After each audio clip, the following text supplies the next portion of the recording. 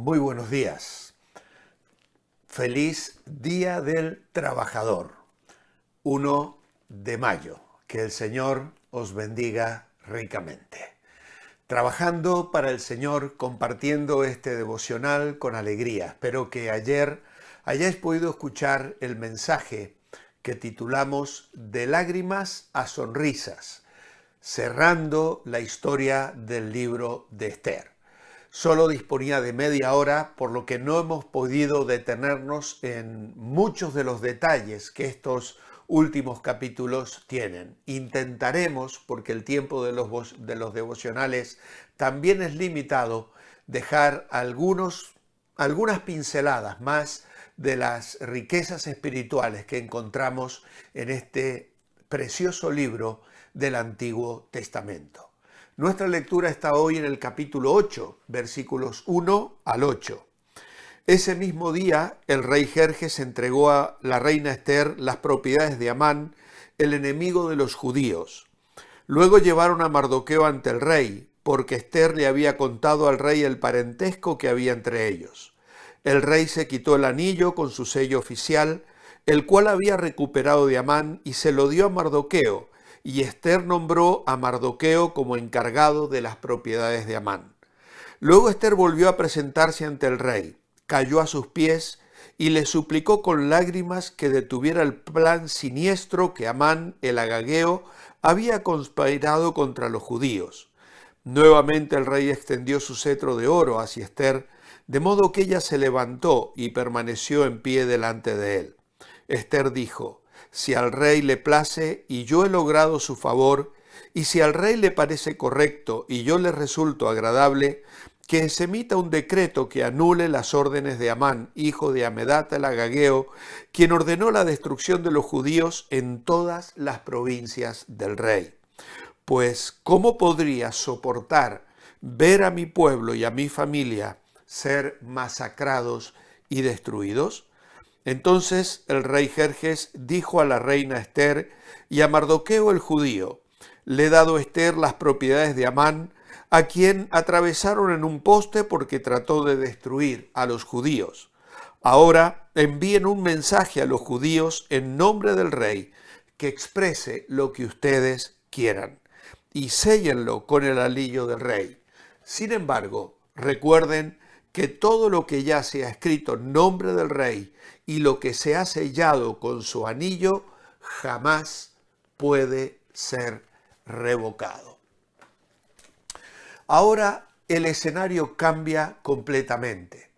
Esther le revela al rey su parentesco con Mardoqueo y el rey decide borrar todo rastro de la existencia de este enemigo de los judíos, otorgando a Esther la casa de Amán, la cual ella pone bajo la dirección de Mardoqueo. Aquel mismo día, dice el verso 1, Asuero dio a la reina Esther la casa de Amán, enemigo de los judíos. Heródoto era un historiador que nos dice que era normal en Persia que las propiedades de las personas ajusticiadas revertieran a la corona.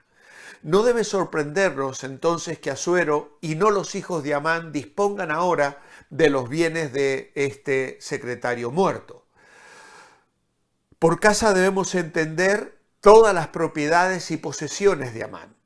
Es el mismo uso que encontramos en Génesis 39, cuando Potifar puso a José como mayordomo sobre su casa y entregó en su mano todo lo que poseía. Lo mismo que había pasado con José ocurre ahora con Esther, solo que recibe en sus manos las posesiones de Amán no como mayordomo, sino como dueña absoluta. La propiedad de Amán revierte a la corona conforme a la costumbre persa. Pero ¿qué es lo que impulsa a Asuero a entregársela a Esther? Pues sencillamente el sincero afecto que sentía hacia ella y además tratar de compensarla por el sufrimiento que Amán le había causado. Puede ser que no le convenía tampoco que su esposa fuese conocida en el imperio como una mujer pobre y humilde, sin propiedades por derecho personal. ¿Acaso no habrán influido en el rey el reconocimiento también de su propia culpa en el turbio asunto del decreto de genocidio y el vivo deseo de enmendar la relación que tenía con Ester?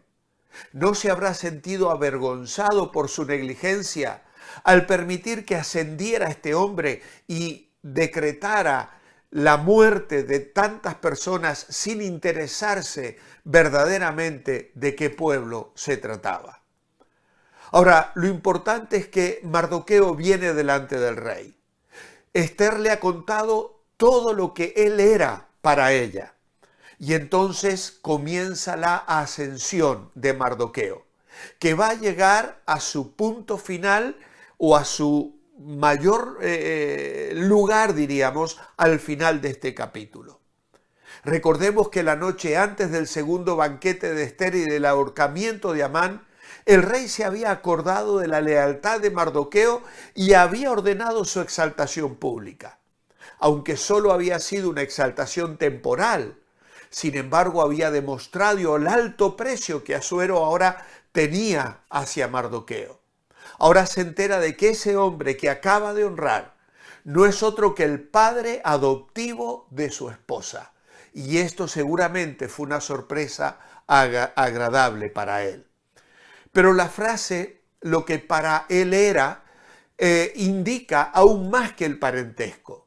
Da a entender que Ester le explicó a Asuero las cualidades, el carácter de Mardoqueo, cómo la había adoptado, cómo había sido su guardián, cómo le había dado sabios consejos y cómo en su lealtad de amigo, en su sensatez y sabiduría y con motivaciones desinteresadas y limpias había estado siempre al servicio del rey.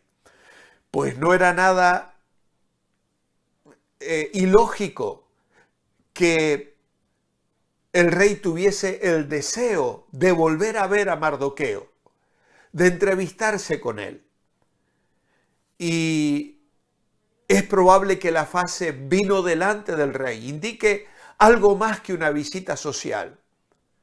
Porque no era solo que Asuero quería conocer a su suegro, diríamos así, sino que Mardoqueo fue exaltado e introducido en el grupo selecto de sabios, de cortesanos, de funcionarios que tenían derecho a presentarse delante del rey. Lo que sucedió con José y Faraón en Génesis, lo que sucedería con Daniel y Nabucodonosor, ahora y luego con Darío, ahora sucede con Mardoqueo. El anillo real es colocado en su mano. Y nuevamente tenemos un testimonio de cómo Dios obra para que los suyos asuman responsabilidades en las más altas esferas del gobierno. Amán había asumido con eficacia el peso del gobierno, dejando al rey en libertad para ocuparse solo mínimamente de los asuntos de Estado y dedicarse a los placeres del palacio. Ahora Asuero se enfrenta a dos opciones. O asume él mismo las cargas del gobierno y del imperio, o encuentra otro secretario en el cual confiar, y parece ser que esto era lo que mejor le venía.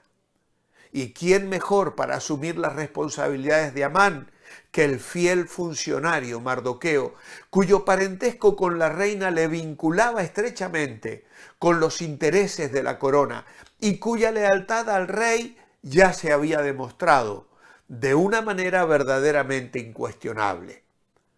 A nosotros nos puede parecer hasta prematuro que Asuero tan rápidamente delegue en Mardoqueo todas las cuestiones del imperio. Pero esto está en consonancia con lo que sabemos del carácter de Asuero. Además, entendemos que Mardoqueo era una persona íntegra, que había actuado y que actuaría en beneficio del rey. Pero también tenemos que pensar que aunque a nosotros se nos relata de una manera muy breve, esto a lo mejor pudo llevar una serie de encuentros y conversaciones que duraron días, incluso hasta semanas. El autor lo resume brevemente y a nosotros nos parece que todo se concreta de una manera inmediata e instantánea, pero ya sea progresiva o repentinamente, lo real es que Mardoqueo es nombrado primer ministro del imperio, con una autoridad solo inferior a la del propio rey. Así que su autoridad fue superior a la de Daniel, que fue nombrado como tercer gobernante de Babilonia